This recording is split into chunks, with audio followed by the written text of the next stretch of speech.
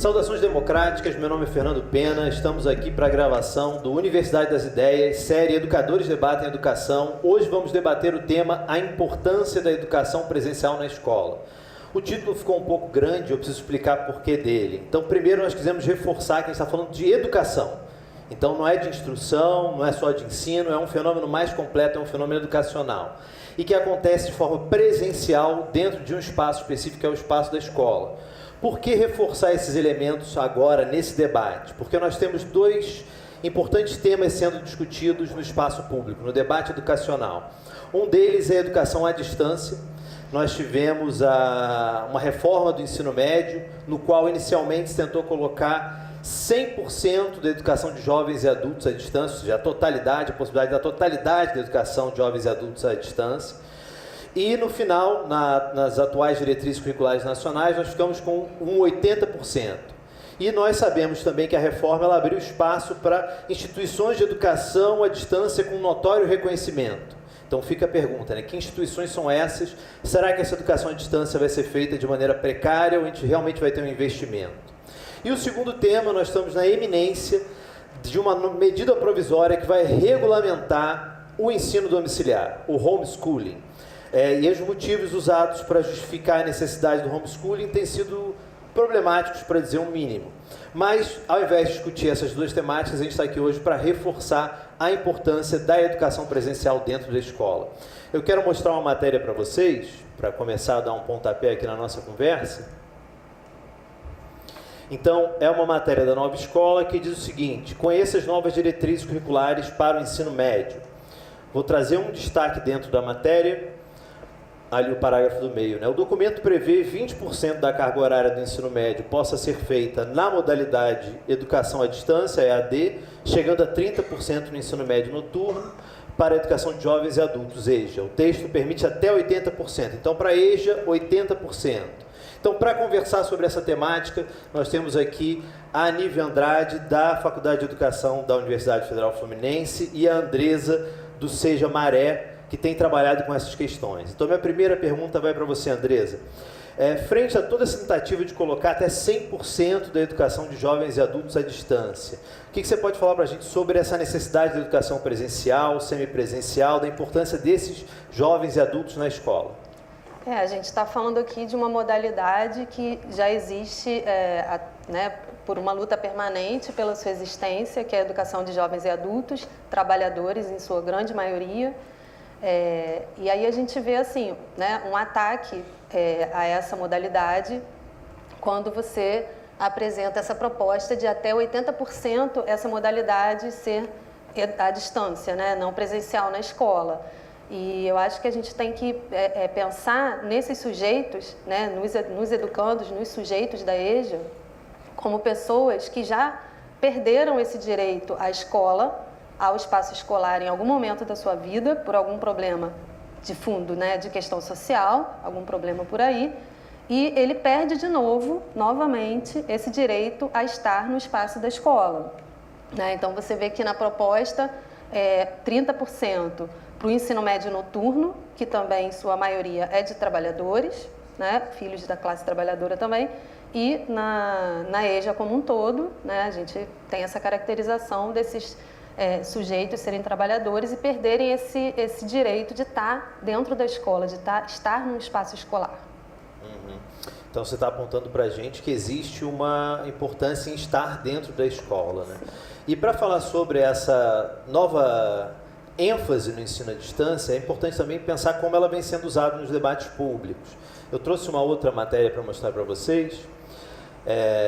Essa do segundo turno, ainda do período do segundo turno das eleições presidenciais do ano passado, no qual o Bolsonaro propõe ensino à distância para combater o marxismo e reduzir custos. Então a fala, esse segundo parágrafo diz: com o ensino à distância você ajuda a combater o marxismo e você pode começar a fazer o ensino à distância uma vez por semana. Você pode ajudar a baratear o ensino no Brasil, afirmou ao ser questionado sobre suas propostas para a educação. algumas questões aqui, né? Primeiro, a ideia equivocada de que o ensino à distância vai baratear alguma coisa. Na verdade, o ensino à distância, quando bem feito, ele também demanda uma infraestrutura. Mas não quero entrar nem nessa questão agora. Eu quero pensar sobre esse discurso de que o ensino à distância ele evitaria, por exemplo, o marxismo cultural, né? Então, Nívia, eu queria que você pensasse com a gente a importância da escola como esse espaço onde transitam diferentes formas de pensar, de sentir, de ver o mundo. A escola, ela é, Fernando, um espaço e um tempo de partilha, de diálogo, de conversas o tempo inteiro, acima de tudo, acima de qualquer coisa. É claro que a gente tem inúmeras críticas às formas como a escola foi se desenvolvendo ao longo da história, mas independente de qualquer uma dessas críticas que a gente possa estar fazendo, a escola é sempre um espaço de diálogo. E esse diálogo que se dá entre estudantes e professores, entre diferentes professores, entre diferentes estudantes, é um diálogo que não é um diálogo de imposição de uma ideia ou de outra. É um diálogo que não é uma obrigação de que o outro pense igual ao professor. Isso é impossível de acontecer, na medida em que a escola, por ela se fazer acima de tudo na relação, ela nunca é imposição. Nesse sentido, ela não é consenso, né? E aí um autor que é muito lido, por algumas pessoas ultimamente muito criticado, muito lido não, muito citado, muito criticado, mas pouco lido, de fato, é o próprio Paulo Freire, que defende a educação como diálogo. E a educação como diálogo para o Paulo Freire não é a imposição de uma ideia, não é a criação de um consenso. Pelo contrário, para que a gente produza uma escola democrática, é preciso reconhecer que na escola há o tempo inteiro dissenso. Nesse sentido, combater um ou outro pensamento na escola na verdade, enfraquecer o que a escola tem de mais importante, que é esse projeto democrático de educação. Porque cada vez mais que os nossos estudantes, estando na sala de aula, cada vez mais que eles possam ouvir pessoas pensando diferente deles, eles vão aprender a ouvir, coisa que a gente ultimamente tem uma dificuldade absurda de aprender a ouvir de fato, de se colocar no lugar do outro, de estabelecer uma relação de empatia, de alteridade. Nesse sentido, a escola é o espaço, o locus por excelência dessa construção democrática, né? É onde a gente vai aprender a conviver com aquele que pensa diferente da gente. E a gente vai manter, inclusive, muitas vezes, o nosso posicionamento, porém respeitando o direito do outro se posicionar e a gente também. Então, a escola, sim, é esse espaço de liberdade, mas de uma liberdade que contém a pluralidade de ideias, né? Por isso, essa defesa da escola presencial como o locus por excelência da pluralidade. E essa escola, né, a escola presencial, ela tem a educação presencial na escola, melhor dizendo, ela já é equipada para lidar com esse dissenso, né? Então você tem professores que pensam de diferentes maneiras, os coordenadores, os próprios estudantes, e ao invés de silenciar qualquer forma de pensamento, é pensar como é que a escola pode abraçar, porque isso enriquece aquele espaço e de alguma maneira ajuda a pensá-lo como um espaço de educação democrática, né? Onde os alunos, os estudantes aprendem a conviver com a diferença, dialogar, mais do que conviver, aprendem a aprender com o outro, né? Sim. Andresa, você trabalha numa escola de EJA, né? A Seja na Maré, no qual você já tem um trabalho com uma parte à distância, né? Então conta pra gente qual é a sua experiência, como é que você percebe isso lá no Seja da Maré. Então, o Seja Maré, Centro de Educação de Jovens e Adultos da Maré, é uma escola semipresencial, assim como o CREJA, que é o Centro de Referência de Educação de Jovens e Adultos do município do Rio de Janeiro, que fica no Saara. Os dois atuam com esse modo semipresencial, né? E aí a gente tem 2 horas de aula, porque um EJA, né, uma educação de jovens e adultos, a modalidade EJA, os estudantes, né, os sujeitos, eles têm geralmente 4 horas de aula, né? O que acontece nas redes, na rede municipal do Rio, a gente tem o EJA noturno, que chama PEJA, Programa de Educação de Jovens e Adultos, que tem 4 horas. O SEJA e o CREJA, eles são semipresenciais, então eles têm 2 horas. São 2 horas do do estudante na sala de aula.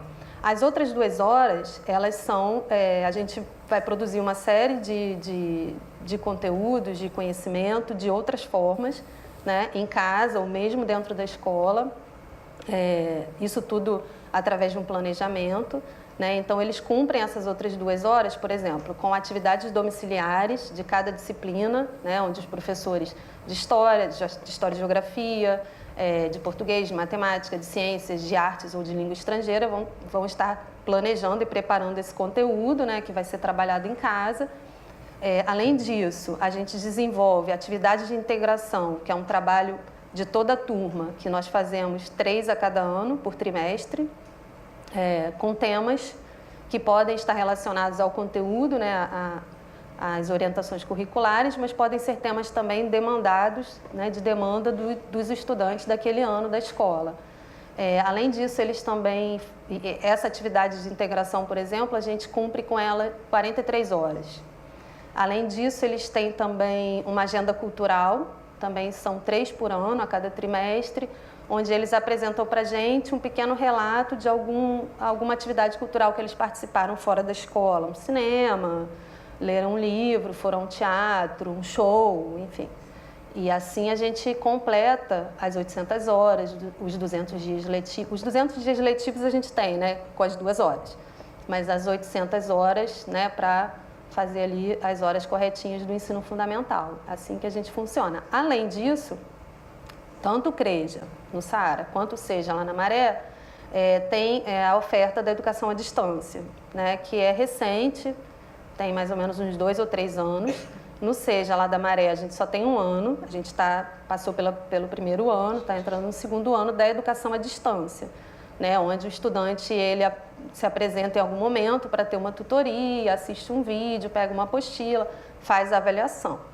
E aí a gente tem um trânsito de alguns estudantes que chegam para a EAD, né, que geralmente são trabalhadores, que não vão ter horário ali para cumprir as 2 horas, e eles começam no EAD, vão para o semipresencial, né, porque assim, no EJA a gente tem muito esse trânsito de alunos, né, porque eles podem estar trabalhando, mudam de trabalho, estão desempregados, então eles mudam muito de horário, né, e aí eles fazem também o trânsito da educação à distância ao semipresencial. Então, às vezes, eles começam na educação à distância e depois vêm para o semipresencial porque sentem falta dessa relação com a escola, com os outros colegas, com o professor.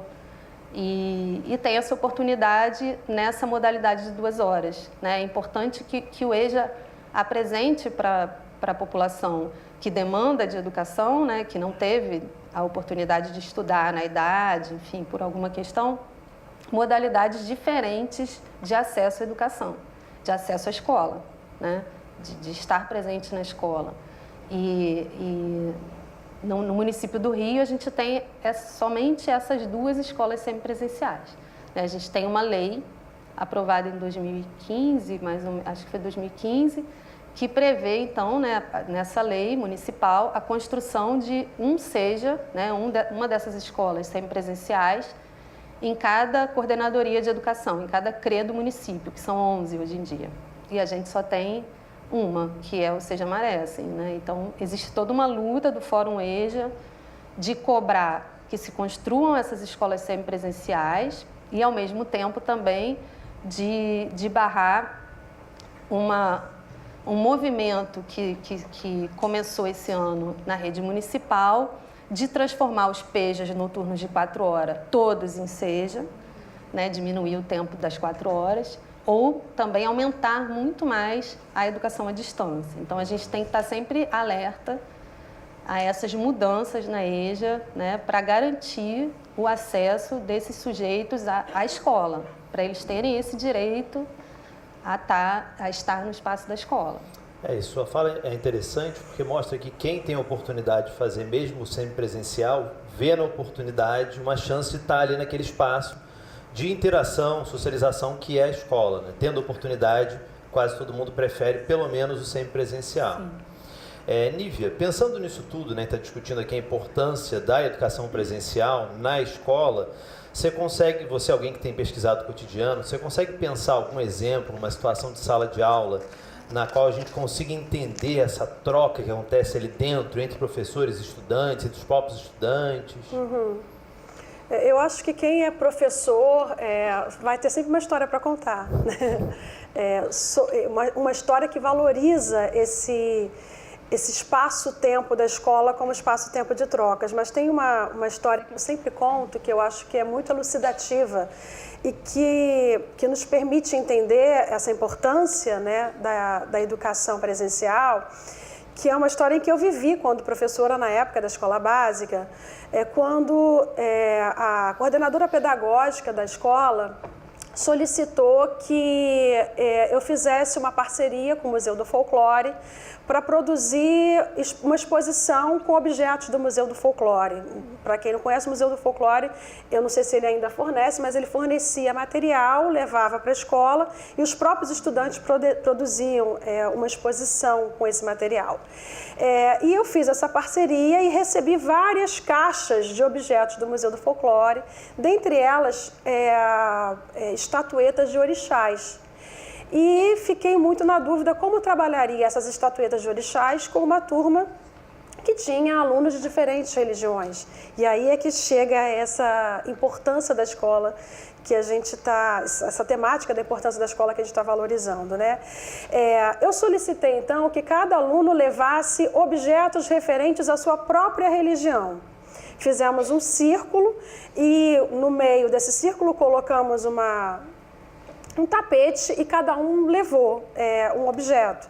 Então teve aluno que levou um santo da Igreja Católica, teve aluno que levou a Bíblia, teve aluno que levou o Livro dos Espíritos, eu levei o Alcorão e levei os orixás e coloquei nessa roda e fui pedindo para que cada aluno escolhesse um desses objetos e apresentasse, né? Então escolheram, eu não lembro a ordem, mas escolheram, por exemplo, um santinho lá, que era o São Francisco de Assis. Então eu perguntei quem é que trouxe o São Francisco de Assis. E aí um aluno falou, foi eu que trouxe. Pedi então que ele dissesse por que ele trouxe, que religião era aquela. Aí ele, a minha religião é o catolicismo, e ele então explicou para todos os colegas como era o catolicismo, né? Depois eu perguntei sobre algum outro objeto, uma aluna levantou a Bíblia, ela contou que ela era evangélica, uma religião de matriz evangélica, e foi comentando. Então, cada um foi contando um pouco a história desses objetos, né? Curiosamente, eu conhecia pouco sobre o candomblé e a umbanda, então, antes daquela aula, eu tive que estudar, pesquisar. Uma das professoras da escola era do candomblé, então ela me explicou. E aí, num determinado momento, eu perguntei para os alunos, e agora, o que vocês estão vendo? Não tinha mais nenhum outro objeto que não fosse o orixá, né? E ninguém falava nada, absoluto silêncio, né? E eu insistia, mas vocês não estão vendo mais nada, não tem mais nenhum objeto na roda? E em silêncio. Tinha alguns alunos, inclusive, que não queriam nem olhar, né? Muito por conta de um posicionamento de suas famílias de colocar as religiões de matriz africana como coisa do diabo, né, coisa do demônio, como se essas religiões usassem essas expressões, né, e não criaram essa expressão do diabo, do demônio. Então eu resolvi, como professora, levantar cada um desses orixás e explicar. Primeiro eu levantei a estatueta do orixá Nanã e comecei a falar, olha, essa daqui é a mãe das mães. E aí uma aluna muito pequenininha levantou o dedo no meio de todo mundo e falou assim, professora, pode falar. Essa daí, quando os bebês nascem, as mães levam para Nanã abençoar. Aí eu entendi que essa menina conhecia essa religião, pelo menos uma dessas religiões. Muito obrigada. Então, levantei um outro, levantei Iemanjá. Professora, pode falar. Ela protege os pescadores. E aos poucos eu fui percebendo que aquela menina pequenininha tinha um conhecimento profundo sobre aquela religião que eu não tinha. e fui permitindo que ela falasse. Eu apenas, como professora, levantava as estatuetas e possibilitava ali aquele encontro, né? Aconteceu que diferentes alunos, diferentes colegas dessa menina, quando perceberam que ela, uma colega com quem eles brincavam o tempo inteiro, que estava no cotidiano deles, conhecia sobre aquelas religiões, eles se permitiram ouvir, se permitiram conhecer, se permitiram romper com o preconceito. Isso não significava que eles estavam abandonando a sua fé, a sua religião, nada disso. Eles estavam apenas aprendendo, conhecendo com o outro. E é isso, essa é a partilha da escola, né? Eu digo que a escola, ela produz uma rede de conhecimentos e significações, porque isso, a Diana, que é essa menina, trouxe essa rede, eu trouxe essa rede, e a gente foi ampliando nossos conhecimentos, né? Chegou um momento, inclusive, que bateu o sinal do recreio, vários alunos saíram, mas eles foram tocar naquele objeto, um pouco para perceber que não queimava, ninguém ia sair fumacinha se tocasse, né? Perceber que aquilo era um objeto pertencente a uma religião, que tinha muito valor para aquela religião e que eles precisavam respeitar. Eu acho que, para mim, esse é um dos maiores exemplos da importância da escola como esse espaço-tempo de partilha, né? Ninguém está obrigando ninguém a seguir nenhuma religião, ninguém está obrigando ninguém a seguir nenhuma ideia, nenhuma ideologia. Pelo contrário, é partilha, né? É diálogo. E ali é conhecer outras culturas, né? Ninguém está obrigando ninguém a mudar a sua fé de foro íntimo, mas aprender a pelo menos dialogar com esse outro, né? Conhecer essas outras culturas. Bom, fechamos aqui o primeiro bloco então do nosso debate de hoje e voltamos daqui a pouco com o segundo.